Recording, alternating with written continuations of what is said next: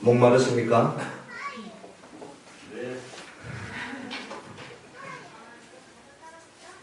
어저께 밤에 동아일보 기사를 보니까 이런 제목이 머리 기사에 나와 있더라고요.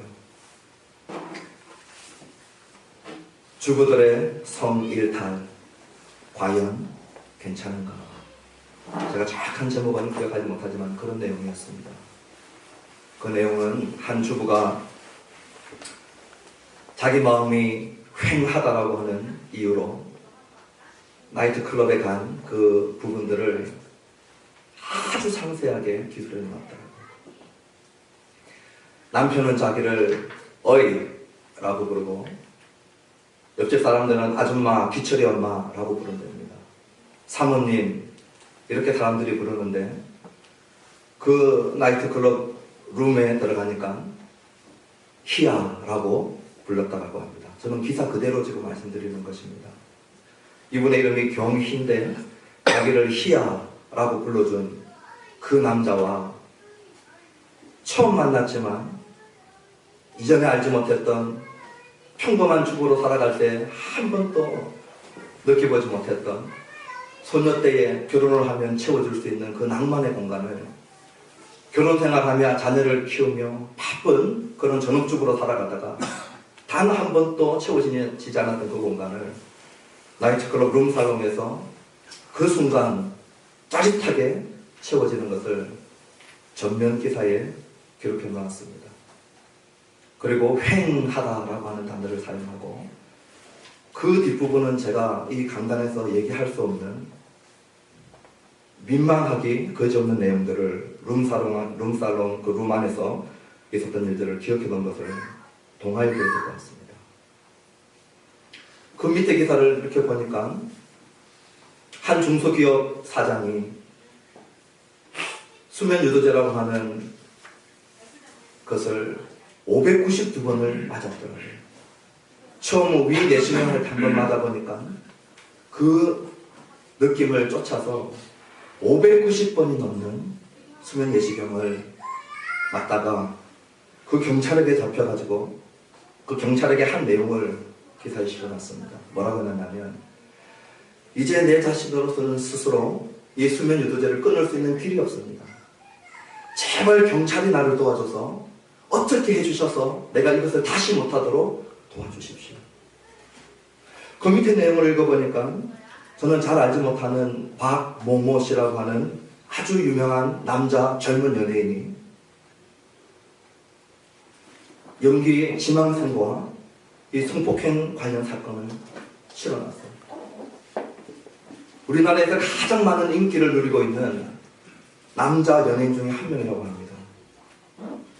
이 사람이 그것으로 채워지지 않는 공간들을 아주 어린 연속 지망생을 성폭행했던 그 진실은 우리가 알지 못하지만 그런 내용들이 우리나라의 내노라고 하는 주간지에 덮고 있습니다.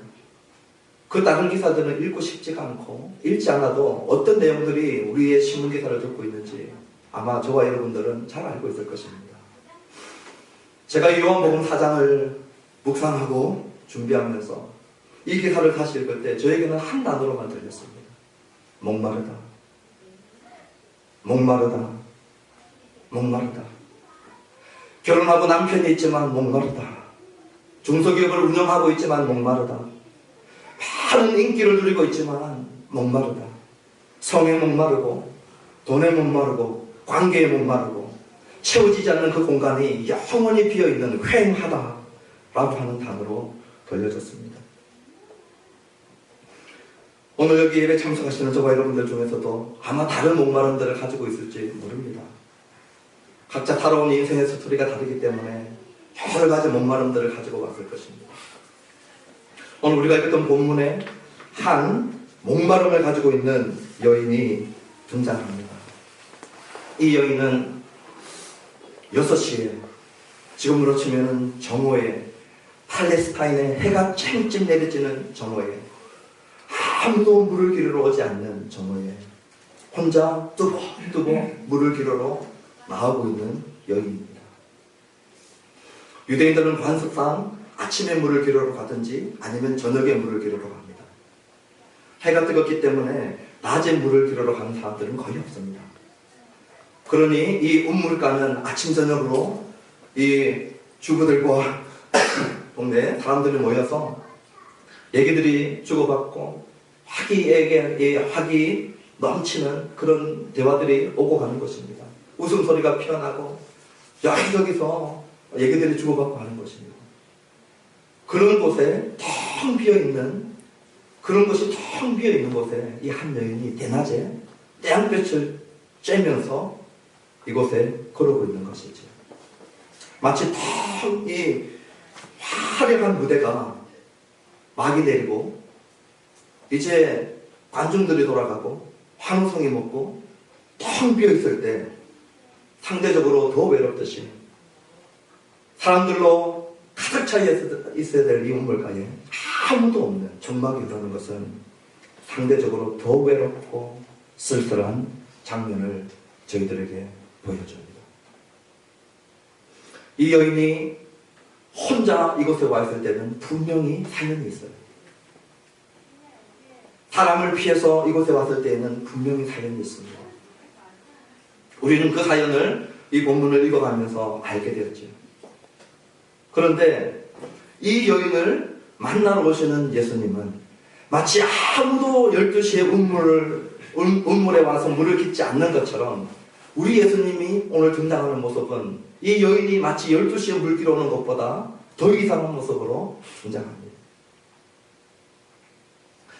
오늘 본문을 시작할 때 보면 예수님이 유대를 떠나서 이제 갈릴리로 가시려고 합니다. 유대에서 예수님이 세례 요한보다 더 많은 세례를 준다는 소문이 바리새인들 귀에 들어간 것을 예수님께서 아셨어요. 예수님이 바리새인들이 이제 자기와 자기 제자들이 더 많은 세례를 준다는 것을 들었을 때에 유대를 떠나십니다. 세례 요한이 더 많은 사람들을 모으고 많은 사람들이 세례 요한에게 왔을 때에 바리새인들은 사람들을 보내서 조사를 시작했거든요. 자기들의 종교 권력에 침해를 받는다고 생각하는 어떤 조직, 어떤 개인도 바리새인들은 대적했습니다. 그런데 이제 세례 요한이 아니고 이제 우리가 조심히 다루고 조사해봐야 될 대상이 예수라고 하는 자라는 것이죠. 사실은 예수님이 세례를 준 것이 아니라고 2절에 말씀하고 있습니다. 제자들이 준 것인데도 불구하고 바리새인들에게는 예수의 무리들이 더 많은 사람들에게 세례를 주는 것이 위협으로 느껴졌던 것입니다. 그걸 아시고 예수님은 아예 말을 섞지 않습니다. 그리고 유유하게 떠나십니다. 유대 땅에서 이제 갈릴리로 올라가십니다. 갈릴리로 올라가시는데 전통적인 이 길이 있죠. 가장 빠른 길은 유대 지도를 이렇게 생각해 보시면 됩니다. 위쪽에 조그마한 호수, 갈릴리 호수가 있습니다. 이 갈릴리 호수보다 3-4배가 큰 사해 호수가 이렇게 밑에 있습니다. 사해 호수 끝자락에 왼쪽으로 이렇게 이동하시면 여기 예루살렘이 있어요. 그리고 이 갈릴리와 사해 호수를 잇고 있는 저줄기가 요단강입니다. 그러면 이 요단강 중간 부분에 있는 지역이 사마리아 지역이에요. 갈릴리와 사해 바다를 잇고 있는 요단강, 이 요단강 중간에 사마리아가 있는 것이죠. 예수님이 지금 예루살렘에서 여기서 사해 가시다가 갈릴리로 올라가시려고 하면 반드시 거쳐가야 되는 길이, 가장 빠른 지름길이 어디냐면 사마리아입니다. 그런데 유대인들은 이 사마리아 길을 지나가기를 싫어했어요.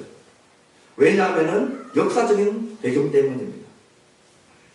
예수님 오시기 전 722년에 북이스라엘이 아시리아라고 하는 이방인들에 의해서 포로로 잡혀갑니다. 그때 이 아시리아에서 통혼이 일어납니다. 피를 섞어요. 그리고 이들이 다시 재정착한 것이 사마리아 지역이었습니다. 이곳에 와서도 통혼이 계속되어집니다. 그런데 586년, 예수님 전 586년에 남유다도 바벨론이라고 하는 이방 국가에 동일하게 패망하고 포로로 잡혀갔어요. 그런데 남유다는 북이스라엘 사람처럼 피를 섞지 않았습니다. 아주 소수만 그런 이 혼혈이 있었고 남유다의 백성들은 이 순수 혈족을 지켜냈어요. 그리고 다시 돌아왔을 때에 피를 섞은 북이스라엘 백성들 중에서도 특별히 사마리아인들을 아주 무시했습니다. 하나님의 백성으로서의 피를 지키지 못했다라고 해서 아주 이 하등 취급했고 동물 취급을 했던 것이죠. 또 하나는 북사마리아인들은 모세오경들을 가지고 있었습니다. 그 외에 구약성경을 인정하지 않았어요.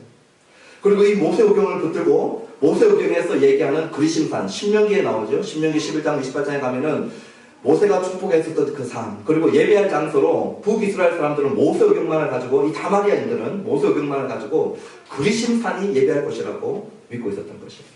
그런데 남유다 백성들은 모세오경뿐만 아니라 선지서와 역사서와 시편의 말씀을 다 가지고 있을 때에 다윗과 솔로몬 성전을 중심으로 한 예루살렘 성전이 핵심이 되는 것이고, 이 예루살렘 성전이 정통성을 이어받고 있거든요. 그러니까 남유다 백성들이 볼 때 이 사마리아인들은 잘못된 곳에서 예배하고 있는 것입니다. 그러다가 예수님 오시기 바로 직전에, 예수님께서 태어나시기 직전에 남유다 사람들이 이 그리심산에 있었던 성전을 파괴하는 사건이 있습니다. 그러니 한번 생각해 보십시오. 성전을 파괴해버린 사건이 있었고 700년, 500년 역사 속에서 이 유대와 사마리아인들 간의 이 안숙지간이 지속된 것입니다. 그러니 이 유대 땅 사람들은 갈릴리로 갈 때 저 더러운 땅, 피를 섞은 땅, 신앙을 버린 땅, 저 땅은 밟지 않겠다는 것입니다. 그래서 어떻게 했냐면 예루살렘 지역에서 요단강 쪽으로 올라가는 길에 여리고가 있습니다. 그래서 예루살렘과 여리고는 길이 있죠. 우리가 누가복음에 있듯이 예루살렘과 여리고로 와서 여리고에서 요단강을 오른쪽으로 건너갑니다.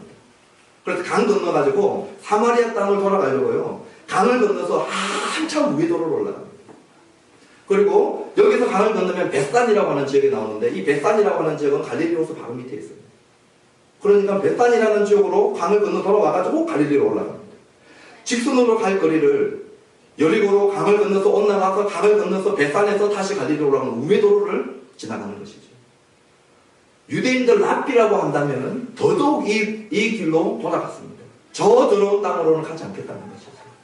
이걸 예수님이 너무나도 잘 아는데도 불구하고 지금 사마리아로 통과해야만 하겠다라고 말씀하십니다.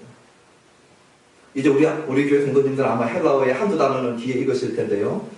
반드시 must라고 하는 그 단어가 they인데, 오늘 이 본문에 예수님께서 나는 사마리아로 가야만 하겠다, they라고 하는 이 헬라어를 쓰십니다. 반드시 나는 사람들이 일반적으로 가지 않는 이 길을 가야만 하겠다. 이상한 일이죠. 이 여인이 12시에 우물가에 나오는 것만큼이나 이상한 일을 예수님께서 하시는 것입니다. 그런데 더 이상한 일을 하십니다. 예수님이 그 당시 유대인 남자라면 범하지 않을 세 가지 관행을 깨뜨리십니다. 유대인들 사이에서는 자기 아내와 함께 길을 걷다가도 그것이 이 사람들이 있는 그런 공중 속에 있으면은 유대인 남편이 유대인 아내에게 말하지 않는 것이 관행이었습니다. 남자가 여자에게 말을 하는 것은 더 허용되지 않았죠. 그러니 오늘 예수님이 자기 유대 관행을 깨뜨리셔서 자기 아내도 아닌 여인과 얘기를 하고 있는 것입니다. 또 하나는 유대인이 사마리아인과 얘기하지 않는데 예수님은 사마리아인에게 먼저 물을 요청하십니다. 그리고 세 번째는 죄인과 이 유대 랍비가 함께하지 않는데 예수님은 유대인의 선생으로서 이 5 남편을 이전에 가지고 있었던 이 죄인 중에 죄인인 이 여인과 함께 가장 많은 시간을 보냅니다. 요한복음에서 예수님께서 가장 많은 시간을 할애한 사람이 이 여인입니다. 이 여인 다음으로 많이 할애한 시간이 니고데모입니다. 오늘 우리가 이 1절에서 30절까지 가장 많은 시간, 예수님께서 1대1로 예수님의 생애에 있어서 가장 많은 시간을 할애해준 여자가 성경을 가장 많이 알고 있는 자도 아니었고요. 그 지역에서 가장 많은 등망과 존경을 받는 자도 아니었고요. 그리고 선수 예수님 앞에 찾아온 자도 아니었고요. 그리고 예수님에게 가장 긍정적이고 좋은 표현을 했었던 자도 아니라 원수 취급을 받았던 사마리아인, 이름도 알지 못하는 무명의 여인, 그리고 그의 인생의 삶을 돌아보니까 5명이나 전 남편을 가지고 있었던 전적이 화려했던 여인, 사람들을 피하고 싶었고 사람들이 없는 곳을 찾아다녔던 그 여인을 예수님께서 각오하고 작정하시고 만나시는 것입니다. 이 관행들을 다 깨뜨려 가시면서 우리 예수님께서 지친 몸을 이끄시고 우물가에 앉아 계십니다. 저는 상상을 해봅니다. 아마 예수님이 이 수가성에 들어와가지고 이렇게 우물가에 앉아있을 때 이 여인은 저쪽에서 이 물그릇을 들고 물동이를 들고 오면서 예수님을 못 본 게 확실한 것 같아요. 나중에 우리 천국 가면 물어봅시다. 사마리아 여인한테 한번 물어보자고요. 당신 올 때 예수님 봤냐고. 저는 못 봤다고 확신합니다. 이 여인 예수님 믿었거든요. 뒤에 읽어보면 천국 가 계신데 우리 천국 가면 한번 물어봐요. 예수님을 봤다면 이 여인 아마 주랭랑치고 도망갔을 것입니다. 예수님 피곤하셨다고 그러셨죠? 6절에. 그러니까 지금 앉아서 기대어 계십니다. 또 절묘하게 제자들이 다 사라져 줍니다. 제자들은 어디에 항상 관심이 있습니까? 먹는 것. 예. 하루 삼시세끼 밥은 열심히 먹어야 됩니다. 뭘 하든지 밥 잘 먹죠. 그러니까 먹을 것 구하러 지금 제자들은 갔고, 그리고 예수님은 지쳐서 우물가에 기대에 앉아있고, 이 사마리아에 있는 물동이를 들고 아무도 없는 거 확인하고 지금 물길로 오는 것이죠. 그런데 와보니까 이게 웬일입니까? 유대 남자 청년이 앉아서 말을 거는 것이죠. 물 좀 달라고 하는 것입니다. 물 좀 달라고 하니까 이 사마리아 여인이 그 당시에 누구나 이해하는 대답을 합니다. 아니 당신은 어떻게 유대인인데 사마리아 여인인 나에게 물을 달라고 하느냐. 이 말은 뭡니까? 우리가 다 아는 관행인데 유대인, 사마리아인, 남자, 여자, 죄인, 의인, 지금 이 관행들을 당신은 지금 다 깨뜨리고 어떻게 나한테 물 달라고 하느냐. 이렇게 합니다. 그때 우리 예수님께서 무슨 얘기를 하시냐면, 네가 하나님의 선물과 그리고 너한테 물 달라고 하는 네가 누군 줄 알았다면 네가 나한테 구했을 것이고 내가 너에게 생수를 주었을 것이다. 이렇게 말씀하십니다. 지금 물 이야기로 이야기를 풀어가십니다.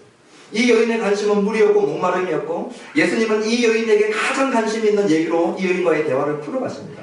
이것이 실마리를 풀어가시는 것입니다.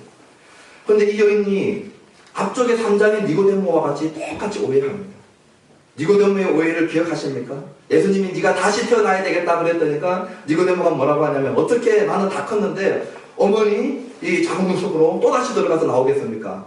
다시 태어나야 되겠다. 거듭남에 대한 오해를 성경학자인 니고데모가 했듯이, 오늘 이 여인에게 예수님께서 네가 하나님의 선물과 그리고 너에게 물 부어는 네가 누군 줄 알았더라면 네가 나한테 구했을 것이고 나는 너에게 생수를 주었을 것이다. 이 생수 얘기를 합니다.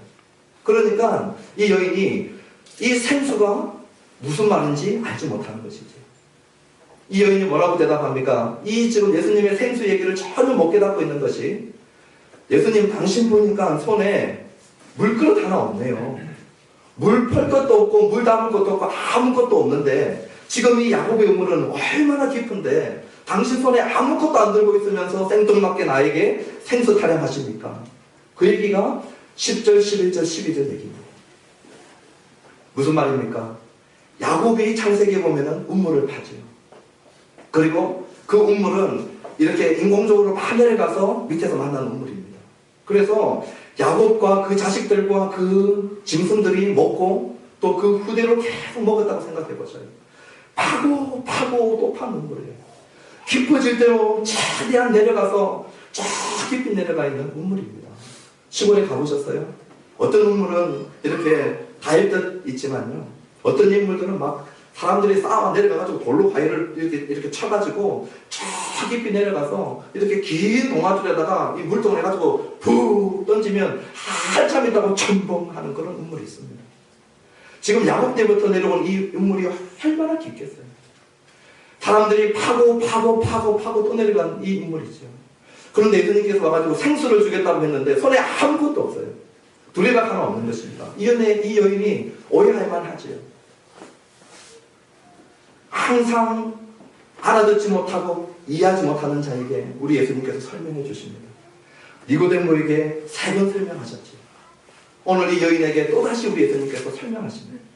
뭐라고 설명하냐면, 이 생수가 무엇인지 네가 오해했다라고 얘기하는 것이죠. 오늘 요한복음을 쭉 읽어 나가보면 물은 성령과 밀접하게 연결되어져 있습니다. 23번 이 물이 사용되어지는데 사람에게 해당하는 그런 이 물하고 연결된 것 빼놓고는 나머지는 전부 다 성령을 가리킵니다. 그리고 이 부분에 대해서 가장 확실하게 말씀해주고 있는 부분은 요한복음 7장에 가면은 이렇게 말씀하십니다. 누구든지 목마른 자는 나와서 마시라고 초대하십니다. 제가 읽어드리겠습니다. 7장 38절과 39절에 이렇게 말씀하시지요. 나를 믿는 자는 성경의 이름과 같이 그 배에서 생수의 강이 흘러나오리라. 이는 그를 믿는 자들이 받을 성령을 가리켜 말씀하신 것이라 그랬어요. 믿는 자들에게 뭐가 있다고요? 생수의 강이 흘러넘치는 것입니다. 물이 우리 안에서 흘러넘치는데 이것을 뭐라고 말씀하시냐면은 성령이라고 말씀하셨습니다. 오늘 예수님께서 이곳에서 성령을 얘기하실 때 바로 성령이다 하지 않냐고 이 여인이 알아들을 수 있는 이 여인의 제일 관심사를 통해서 말씀하시는데 뭐라고 하시냐면은 생수를 말씀하시고 계시는 것이죠.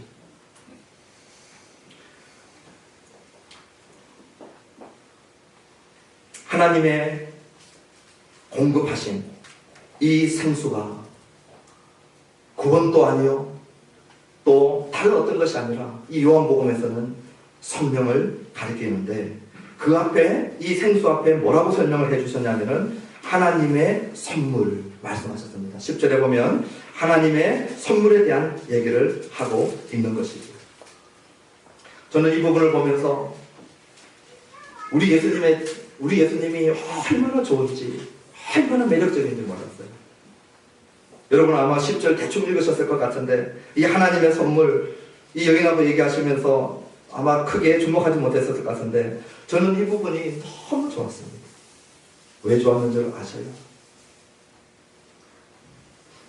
바로 앞장에 우리 예수님이 니고데모하고 얘기하시면서 이 선물 얘기하지 않으셨어요.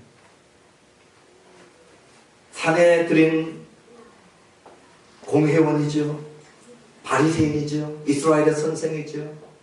율법을 지키는 자지요. 예수님께 밤에 찾아온 자지요. 예수님에 대해서 좋은 평가를 한 자지요. 얼마나 많은 부분들이 이 선물을 받기에 합당한지 몰라요. 예수님이 계속 설명을 해주고 니고데모하고 대화하면서도 예수님께서 니고데모에게 쓰지 않았던 단어가 이 하나님의 선물입니다. 그런데 이름도 없는 유대인도 아닌 사마리아인 여자가 예수님 앞에 대화를 같이 하고 있으면서 우리 예수님이 무슨 얘기를 하냐면 니고데모에게는 아꼈던 이 선물이라는 얘기를 합니다. 여러분 선물이 뭡니까? 선물은 우리가 일한 대가와 우리가 땀 흘린 대가로 받는 것입니까? 아니면 내가 일하고 땀 흘리지 않아도 누군가가 나에게 호의를 베풀어서 그냥 주는 것입니까? 내가 땀 흘리지 않고 내가 노력한 대가로 받는 것은 임금입니다. 월급입니다. 선물은 그런 것이 아니죠. 내가 대가를 치르고 노력한 그 대가로 받아내는 것이 아니라 누군가가 나에게 호의를 베풀어서 주는 것이 선물인 것입니다. 저는 우리 예수님께서 만약에 니고데모에게 선물을 주시고 니고데모에게 이 선물을 베풀어 주시고 그리고 사마리아 여인에게 우리 예수님께서 이 선물을 주지 않았다면 저는 상당히 실망할 것 같아요. 그런데 우리 예수님께서 재력가요 모든 것을 가지고 있는 이 니고데모와 또 친절하게 만나서 얘기해 주시고요. 똑같은 인격체로 이 사마리아 여인도 만나주시는 모습을 한번 보십시오. 두 사람 다 똑같은 인격체로 만나주시고 그들의 질문에 최선을 다해서 대답해 주십니다.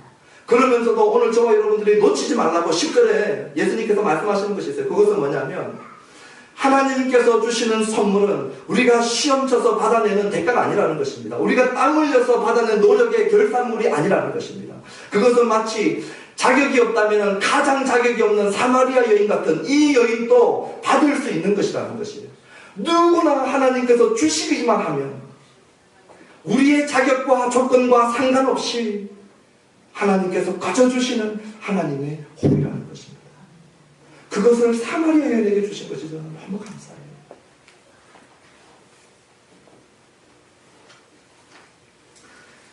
이제 이 여인이 이 말씀을 하나 듣지 못하지요. 생수에 대해서 오해하고 당신이 야곱보다 더 큽니까? 이렇게 얘기를 합니다. 그렇게 하고 나니까 우리 주님께서 13절 14절에 이렇게 대답하시죠. 이 물 다시 마시면 반드시 너 다시 목말라. 그러나 내가 주는 물 이 생수 마시면 영원히 목마르지 아니한다. 이렇게 말씀해 주셔요. 그랬더니 15절에 이 여인이 니고데모하고 다른 부분이 나옵니다. 15절에 이 여인이 어떻게 반응하냐면 주여 그런 물을 내게 주옵소서. 그 물을 내게 주옵소서. 목마르지도 않고 또 여기 물길로 오지 않게 하여 주시옵소서. 이 여인의 위대함이 여기 있어요. 니고데모는 예수님께서 말씀을 풀어주시고 그가 알아듣도록 2번, 3번 말씀해 주셨을 때에 믿음으로 반응하지 못하고 그는 계속해서 예수님께 질문을 던집니다. 니고데모는 질문으로 시작해서 질문으로 끝났어요. 질문하고 3장에서는 사라집니다. 나중에 7장과 19장에 다시 나타나서 변화된 모습으로 등장하지만 3장에서만큼은 니고데모는 질문에서 질문으로 끝나버립니다. 그러나 주님 앞에 도와주시옵소서 요청하는 모습이 없어요. 오늘 이 사마리아인의 여인의 위대함이 여기에 있습니다. 이 사마리아 여인은 주여 그런 물을 내게 주시옵소서 우리 주님께 도움을 요청하는 것입니다. 그러면 우리 주님이 이제 생수를 부어줄 차례인데 이 여인이 요청했을 때 이 생수를 부어줄 차례인데 아주 생뚱맞게 남편 얘기를 해버리십니다. 여러분 이 흐름이 이어지십니까? 15절과 16절의 흐름이 안 이어지죠. 저는 안 이어집니다. 지금 물 얘기 한참 하다가 생수 구하겠다고 했는데 예수님께서 이제 이 여인이 그런 물 나에게 달라고 했을 때 예수님이 그래 이제 이 물 받아라 해야 되고 생수를 부어줘야 될 이 찰나에 예수님이 반대없이 너 남편 이리로 데리고 오라. 거기 계신 우리 여자 성도님들은 어떤지 모르겠는데요. 저 안에는 말의 양이 많습니다. 그리고 특히 잘한 일이 있거나 좋은 일이 있을 때 말이 더 많아집니다.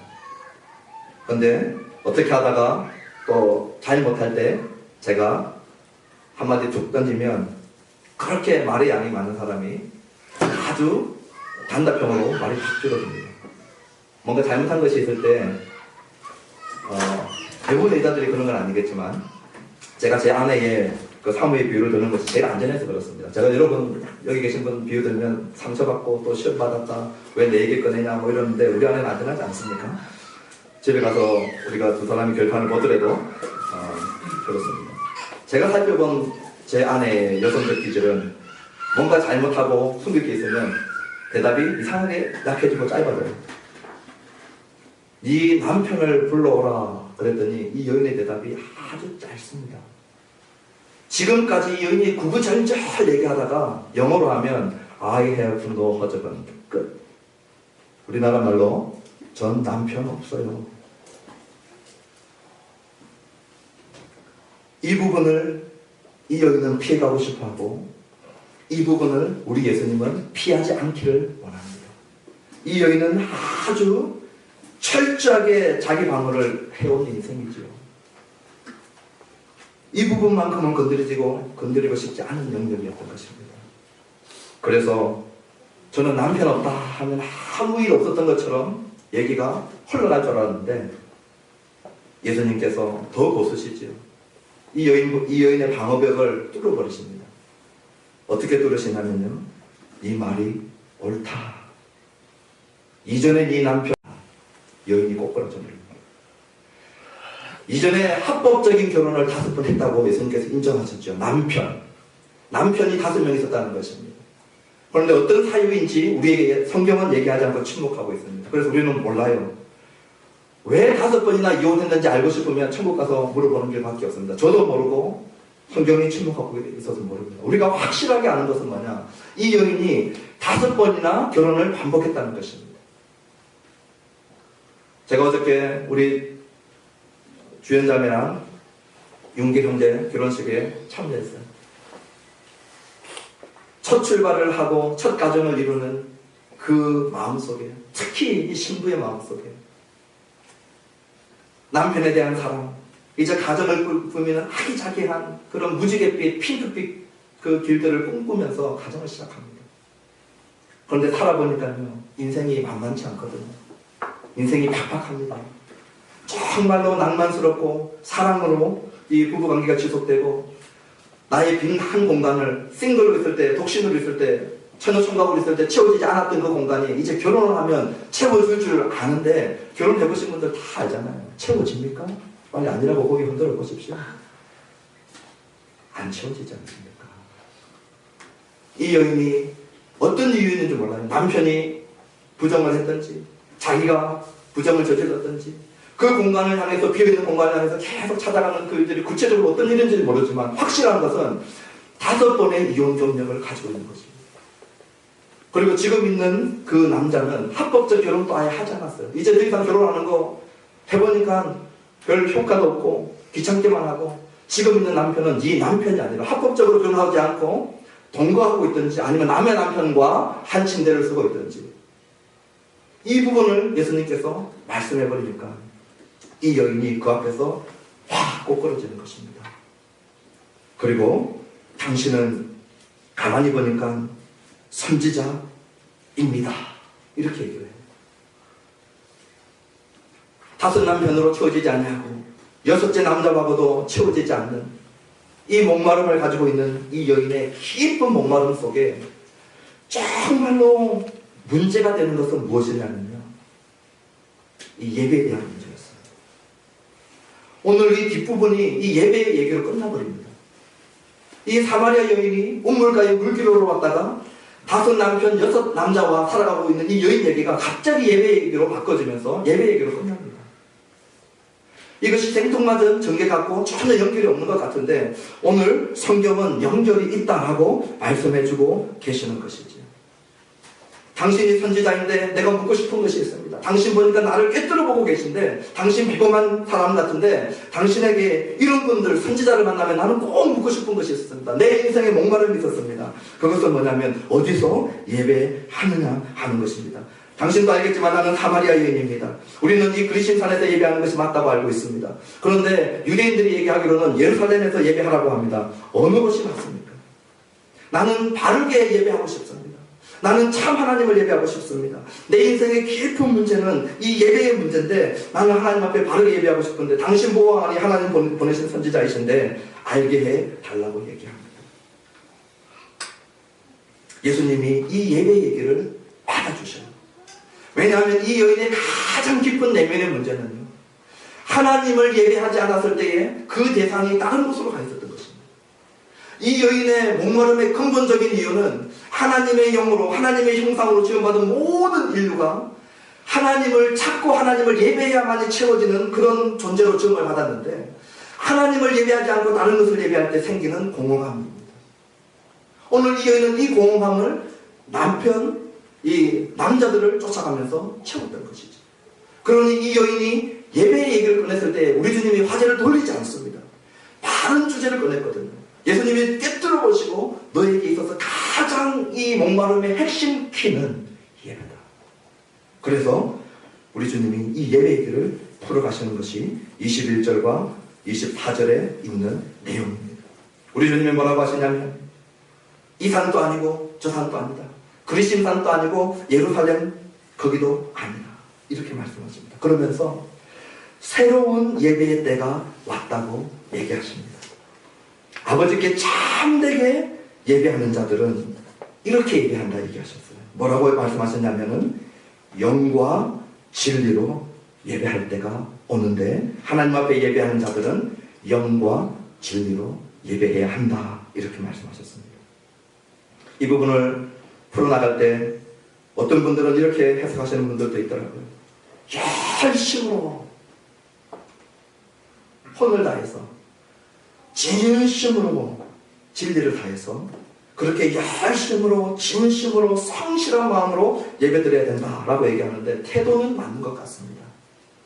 저는 우리 예배의 자세가 하나님 앞에 열심과 진심과 성심이 있어야 된다고 생각합니다.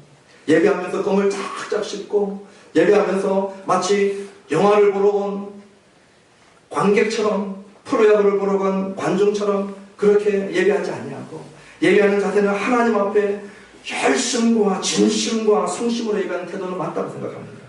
그런데 오늘 요한복음 4장에서 얘기하는 이 영과 진리는 그런 열심과 진심이 아닙니다.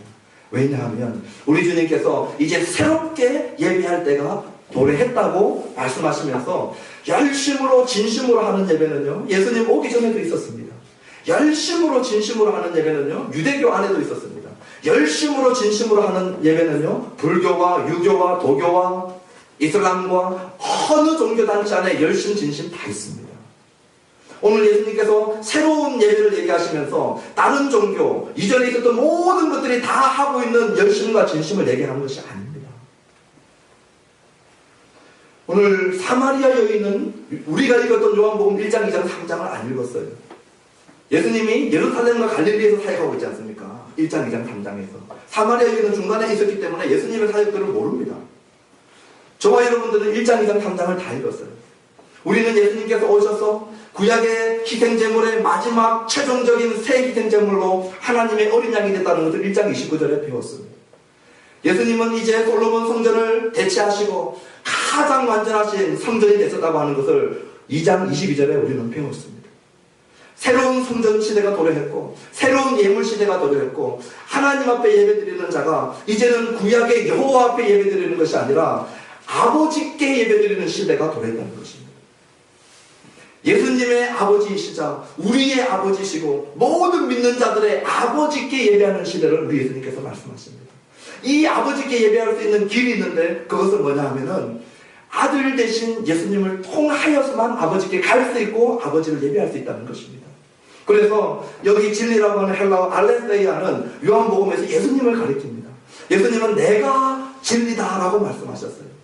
그리고 예수님은 이 진리를 계속해서 자기에게 사용하고 계십니다. 내가 너희를 자유케 하고 진리가 너희를 자유케 하고 너희는 자유케 될 것이다. 예수님과 진리는 요한복음에서 계속 같이 가십니다. 그러니 여기 나오는 알레스이아는 진심으로가 아니라 예수님으로 말미암아 아버지와의 관계 회복을 통해서 새롭게 드려지는 아버지께 드리는 예배가 가능하다는 것입니다.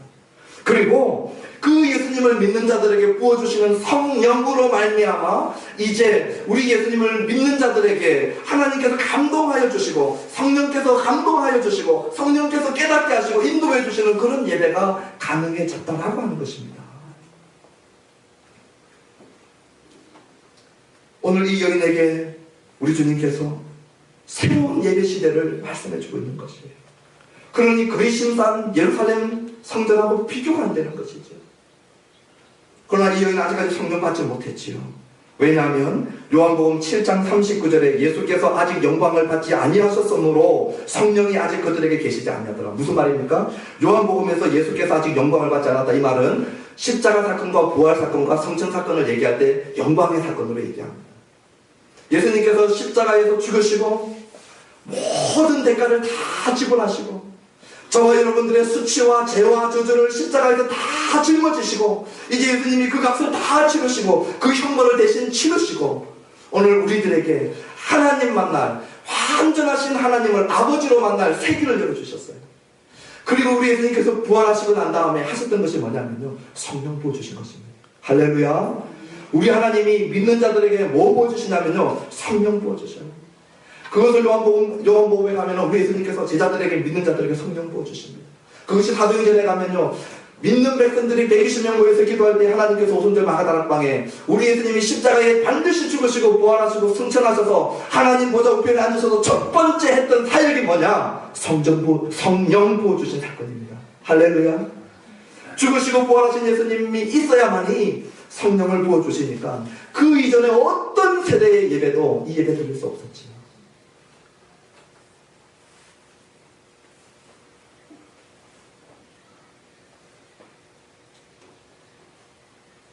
십자가에서 아버지의 공의를 만족시키시고 죽으시고 부활하사 우리에게 성령 주심으로 말미암아 이제 새로운 예배의 시대가 열린 것입니다. 메시아 되신 그리스도 예수님을 통하여 성령 받은 자들이 하나님 아버지께 제사 드리는 것이 새로운 시대의 예배가 된 것입니다. 오늘 이 시간 저와 여러분들은 이것을 너무나게 당연하게 봤지만 구약의 역사를 통해서 1세기의 이 사마리아 여인의 입장에서 오늘 이 사건은 혁명과도 같은 사건이었던 것입니다. 이 사실을 잘 아시고 우리 주님이 이 여인의 깊은 목마름을 예배로 인도하시는 것이죠. 그럴 때에 이 여인이 멋진 질문을 날립니다. 뭐라고 하냐면, 메시아 그리스도가 오시면 당신처럼 우리에게 모든 것을 다 알려줄 것 같아요. 나의 개인적인 역사, 이 신구약, 구약의 모든 역사들을 깨뜨려 보시는 이 당신은 선진자 같은데 그리스도 메시아가 오시면 더 하겠죠? 그것이 25절이에요. 모든 것 다 알려주시겠죠? 그때 26절에 우리 주님이 멋진 대답을 하죠. 내가 그니라. 헬라어로는 에고 에이미. 우리 여호와 하나님이 구약에 자기 자신을 나타낼 때 가장 많이 썼던 표현이 에고 에이미였거든요. 나는 스스로 있는 자다. 오늘 예수님이 그 표현을 그대로 쓰십니다. 나는 에고 에이미. 내가 바로 그니라. 그랬을 때에 이 여인이 떼약 끝에 물들어왔던 그 물동이를 28절에 집어던지고 살아나버립니다. 사람을 피해서 돌아왔던 이 여인이, 사람 안 만나려고 작정하고 계획하고 계산하고 왔던 이 여인이 물동이를 던져버리고 동네 사람에게로 돌아가서 와보라 이는 그리스도가 아니냐. 완전히 자유케 된, 목마름이 완전히 채워진 여인이에요. 우리 천국 가서 저는 또 물어보고 싶어요. 왜 물동이를 내동갱이 쳤느냐? 네, 죄송합니다. 한글도 제대로 못하는 사람이 설교한다고. 네, 뭐라고 하죠? 내동댕이 쳤느냐? 내동댕이 쳤느냐? 성질이 급해서 그랬을 수 있죠. 성질이 급하니까 그냥 싹 던져놓고 가는 사람 있잖아요. 그럴 수도 있고요. 저는 여기에 깊은 의미가 있다고 생각합니다. 목말라서 물 채우려고 그 또 가지고 오는 물동이 아닙니까? 채워지지 않은 그 마셔도 또 목말랐던 이 여인이, 이 물동이가 평생의 자기 인생의 족쇄처럼 옆에 있었던 이 여인이 무엇인가 가득 채워지니까요. 이걸 내동댕이 치는 거죠. 제가 우리 애기 키워보니까요. 이 캔디 먹고 싶다고 할 때 캔디 꽉 쥐고 있는데요. 이거 놓게 하는 방법은 아이스크림 좋아하는 우리 애들한테 아이스크림 주면요. 이거 놓습니다.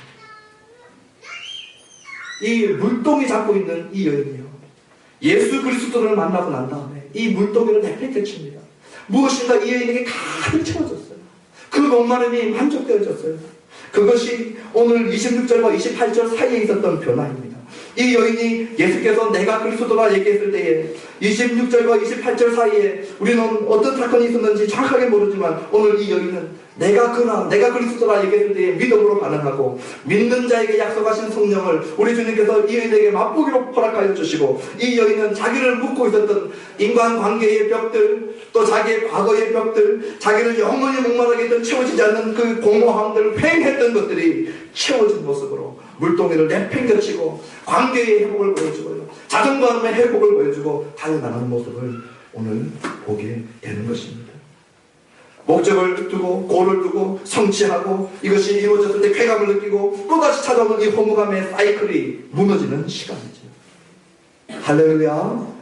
그리스도로 말미암아 성령의 더립힘을 받고 성령의 생수의 선물을 받은 자들이 하나님을 예배하기 시작할 때에 인생의 많은 족쇄들이 풀려나고 자유함이 주어지고 우리의 바른 형상들이 회복되어지고 여러 관계적인 회복까지도 이루는 모습을 보게 됩니다. 이제 말씀을 마치겠습니다. 물 없이 며칠 살 수 있으십니까? 아마 일주일 이상 살기 어려울 것입니다. 하나님의 형상으로 지원받은 저와 여러분들이 이 하나님과의 관계를 통하여서 예수님의 죽으심으로 말미암아 우리 주님께서 선물로 주시는 믿을 때 값없이 주시는 선물, 나의 자격 때문에 주는 것이 아니라 내가 열심히 노력했기 때문에 주는 것이 아니라 오직 내가 한 것은 나의 지난 잘못들과 허물들과 수치밖에 없는데도 불구하고 우리 예수님을 만나 그분을 피하지 않고 그 예수님을 믿고 그리스도를 영접할 때에 우리 하나님이 오늘 값없이 성령을 부어주시는 것을 약속하십니다. 우리 안에 생수를 주시는 것을 약속하시는 것입니다. 세상 사람들은 우리 예수님이 세상을 대충 사랑한 것으로 알죠. 하나님이 세상을 이처럼 사랑하사 그랬더니 세상을 그냥 대충 사랑하신 줄 압니다. 그러나 예수님의 사랑은 대충 사랑이 없습니다. 한 사람 한 사람 찾아가십니다. 한 사람 한 사람을 귀하게 여기시거든요. 세상 사람들은 이름도 모르는 이 여인, 우리 예수님은 사마리아를 통과해서 지칠 대로 지친 몸을 이끌고 찾아오셔서 만나시는 아주 인격적이고 구체적으로 사랑하시는 사랑으로 우리를 만나주십니다. 이 여인이 30분 시간 보내고 인생이 바뀌었어요. 오늘 말씀 들으시는 사랑하는 교회 성도님들, 아무도 없는 곳에서 30분 주님과 시간을 보내보신 적 있으십니까? 아무도 없는 우물가에 딱 주님과 여러분이 30분 독대해 본 적이 있으신지요? 우리 주님과 1대1로 만나고 그분께 물을 구하고 그분께 요청하시는 여러분 되기를 소원합니다. 하나님의 선물은 믿음으로 받는 자의 몫이라고 하셨습니다. 오늘 이 시간 우리 모두가 믿음으로 이 선물들을 받아서 자유케 되고 우리가 가지고 왔던 오늘 예배드리러 올 때 가지고 왔던 모든 물동이들을 다 내팽겨치고 우리 주님께서 채워주시는 성령으로 자유케 되어지고 채워지는 이 시간 되어지기를 주님의 이름으로 축원합니다. 기도하시겠습니다.